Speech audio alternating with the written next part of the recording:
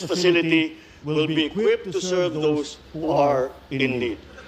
Sa aming minamahal na OFWs, ang karagdagang pasilidad na ito ay para po sa inyo, sa inyong pamilya. Hindi naman natin hinahangad na maggamit ninyo ito. Ngunit mas makakahinga tayo kung maluwag kung alam natin na may matatakbuhan na ospital ang ating mga OFW sa oras ng inyong pangangailangan.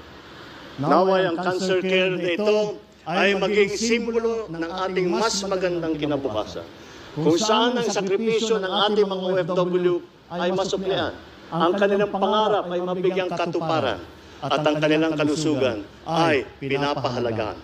Together, we will build a bagong Pilipinas that is strong, that is prosperous, that is compassionate.